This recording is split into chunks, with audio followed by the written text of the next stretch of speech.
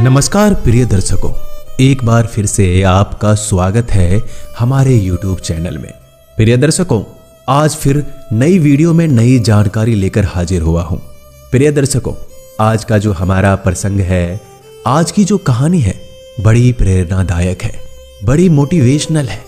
आज मैं आपको बताने जा रहा हूं कि अपने घर में यदि कबूतर आते हैं और कबूतर आपके घर में अंडे देते हैं और आपके घर में बैठकर कबूतर गुटरगू की आवाज करते हैं, तो प्रिय दर्शकों, इसका आपके घर पर क्या प्रभाव पड़ता है। यदि कबूतर आपके घर में अंडे देते हैं तो क्या आपके घर में गरीबी आती है या आपके घर का नसीब खुलता है? क्या आपका भाग्य उदय होता है? यदि आपके घर में कबूतर बैठते हैं और दिन भर गुटरगू की आवाज करते हैं तो क्या गरीबी आती है या फिर भाग्य उदय होता है? आज इस कहानी में यही जानेंगे।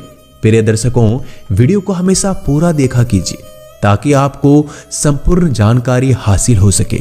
जो लोग आधा अधूरा वीडियो देखकर बीच में छोड़ देते हैं, उन लोगों को सिर्फ आधी जानकारी मालूम पड़ती है। और प्रिय दर्शकों, आधी अधूरी जानकारी जो होती है ना, वो खतरनाक साबित होती है। इसलिए वीडियो को हमेशा पूरा देखा कीजिए। कहानी शुरू करने से पहले जो लोग हमसे अभी तक नहीं जुड़े हैं, वो हमारे चैनल को सब्सक्राइब कर लें और बेल आइकन को जरूर दबा दीजिए, क्योंकि वीडियो का नोटिफिकेशन सबसे पहले आपको मिलेगा और प्रिय दर्शकों, आप उसका फायदा उठा सकेंगे। तो चलिए शुरू करते हैं आज की प्यारी कहानी, प्यारा सा वीडियो। प्रिय दर्शकों, प्राचीन काल की बात है। एक नगर में एक मोहन नाम का व्यक्ति रहता था।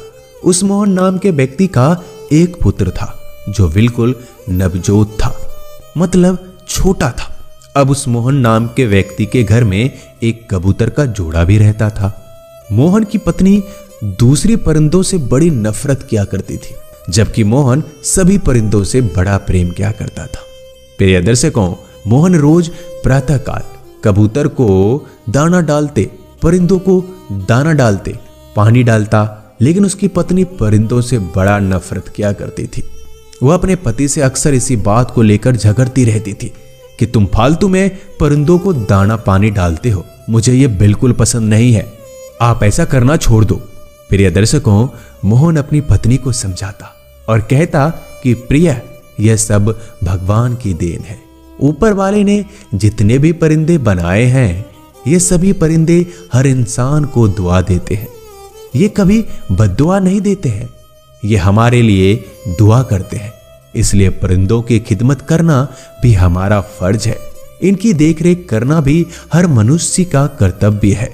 इनको दाना पानी डालना भी हर मनुष्य का कर्तव्य है। जो मनुष्य परिंदों को दाना पानी डालता है, उनका भाग्य साथ देने लगता है। इस तरीके से मोहन अपनी पत्नी को समझाता, लेकिन पत्नी इन बातों को समझने के लिए बिल्कुल भी तैयार नहीं थी। वह अपने पति से इसी बात को लेकर रोज झगड़ती।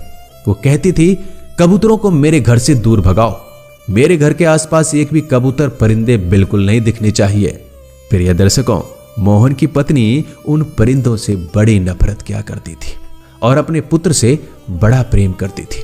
अपने पुत्र को जी जान से भी ज्यादा प्यार करती थी, लेकिन परिंदों से और उनके बच्चों से बड़ी नफरत। मोहन अपनी पत्नी को समझाने की कोशिश करता, लेकिन वो बिल्कुल भी नहीं समझती थी। एक दिन की बात है, मोहन को किसी काम से शहर जाना पड़ा और पीछे उनके घर में कबूतर कबूतरी रहते थे। वो मोहन के घर में अंडे देते हैं। उनकी पत्नी अपने पति से इस बात को लेकर झगड़ी और कहती कि अंडों को यहां से दूर भगाओ। मैंने पहले कहा था कबूतर को घर में मत रखो, लेकिन तुम मेरी एक भी नहीं मानते। अब देखो, इन कबूतरों ने हमारे घर में अंडे दे दिए हैं।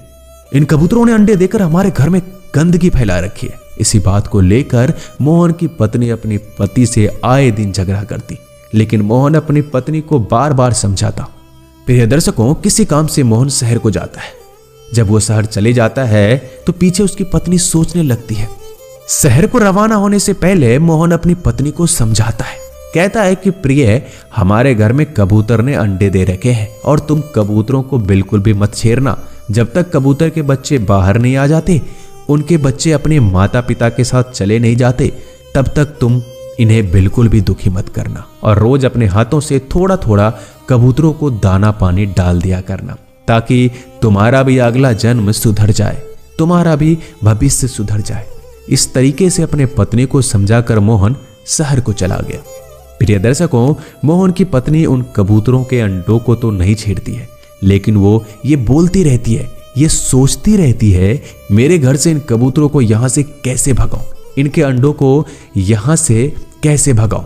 प्रिय दर्शकों, मोहन का जो छोटा पुत्र था उसको भी इस बात का मालूम था कि मेरे घर में कबूतर अंडे दे रखे हैं।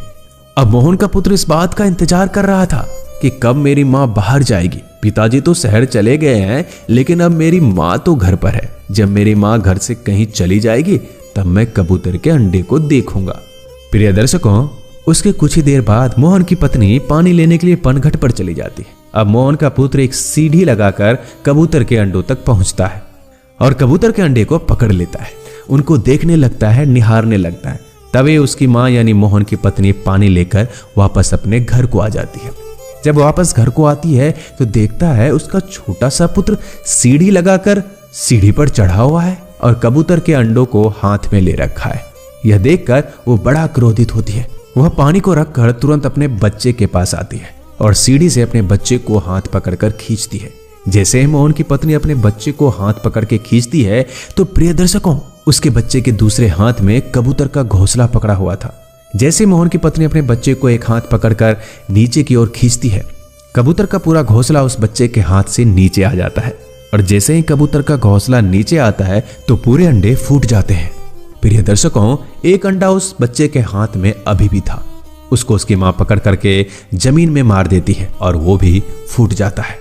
जब कबूतर और कबूतरी आते हैं और अपने अंडों को फूटा देखते हैं तो बड़े दुखी और चिंतित हो जाते हैं। अपनी आंखों से आंसू की धार बहाते हैं, रोने लगते हैं। लेकिन अब तो परिंदे हैं, करे भी तो क्या करे।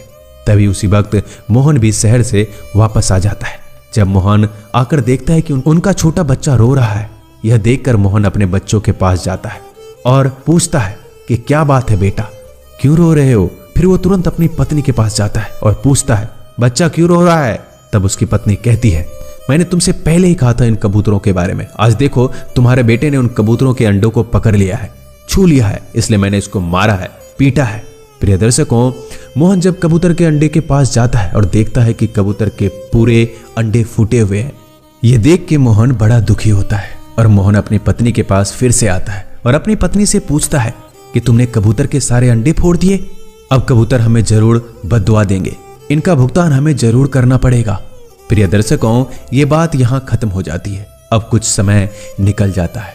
कुछ समय निकलने के बाद मोहन फिर से शहर जाता है। जब मोहन शहर को जाता है तो उसका बच्चा बीमार हो जाता है। अब मोहन की पत्नी अपने बच्चे को लेकर इधर उधर घूमती है, इलाज करवाती है। वो सोचने लगती है कि कल मेरा बच्चा बिल्कुल स्वस्थ था, इसके शरीर में तनिक भी कोई बीमारी नहीं थी, कोई बुखार नहीं था, लेकिन आज अचानक से मेरा बच्चा बीमार हो गया है। मोहन की पत्नी अपने बच्चे को बड़े बड़े राज वैद्यों से इलाज करवाती है, लेकिन कोई भी फर्क नहीं पड़ता, उसमें तनिक भी सुधार नहीं आता। धीरे धीरे गंभीर रूप से और बीमार हो जाता है। उनकी पत्नी बड़ी दुखी होती है, रोती है, चिल्लाती है, कहती है कि मेरा एक ही पुत्र है, यदि इसे कुछ हो गया तो हम क्या करेंगे। प्रिय दर्शकों, मोहन के पुत्र की हालत इतनी खराब हो जाती है कि उसे बचने की कोई आशंका नहीं रहती। मोहन की पत्नी भगवान के मंदिर जाती है और भगवान से भी दुआ करती है और कहती है, प्रभु मेरा एक ही पुत्र है, इसको बचा लीजिए। तभी मोहन भी शहर से वापस आ जाता है और मोहन आकर के अपने बच्चों को देखता है। तब वो अपनी पत्नी से मिलता है और अपनी पत्नी से कहता है कि मैंने तुमसे पहले ही कहा था, कभी भी किसी भी परिंदे या जीव जंतु का बद्दुआ मत लेना, यह उसी का परिणाम है जो हमको भुगतना पड़ रहा है। तुमने कबूतर के पूरे पूरे अंडों को तोड़ दिया, यह इसी का परिणाम है।